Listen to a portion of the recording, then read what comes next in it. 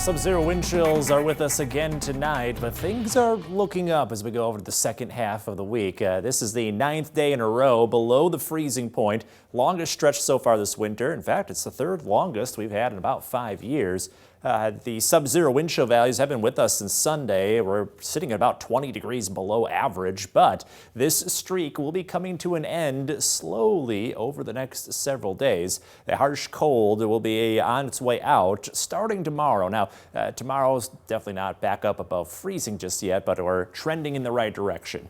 And while they are still harsh, sub-zero wind chill values will be with us for the next few nights, but they'll be just below zero rather than 20 to 30 below like we've seen the past several nights in a row. It's all as that Arctic air starts to leave. You can see that big dip in the jet stream, that Arctic air mass over us, but that slowly starts to move out tomorrow and Friday. At the surface, high pressure is filling in, so that helps get rid of the clouds that we saw today. So as a result, lots of sunshine the next few days, and even when we do get some cloud cover in on Sunday, we're going to be mild. The temperatures are back above freezing for the first time in about 12 days. Leading up to that point, though, it's still chilly. Tonight we're down to 0, feels like minus 15 with the wind chill, and that could result in some spots with hazardous conditions.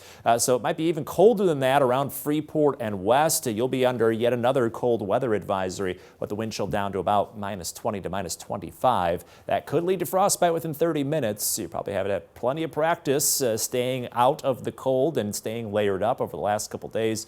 Spots like Freeport, you got one more morning before you might be free of these cold weather advisories. Elsewhere, sitting just outside of that criteria. So it may be just a little bit colder in some spots approaching Iowa, but overall, we're not looking at quite as harsh of a night ahead.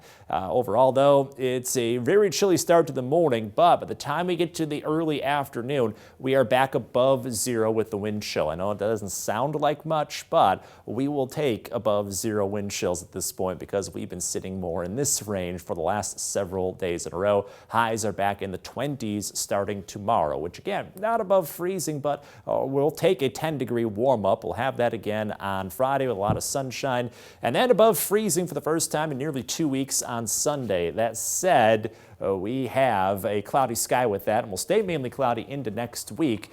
Temperature-wise, back into the 40s, in fact, early next week, so feeling like spring for quite some time with just slight chances for showers. So we may not see much for sunshine, but we will get plenty of warmth all throughout next week to make up for this frigid stretch we've been in. So overall, just look forward to that long-range forecast to get you through the next few days.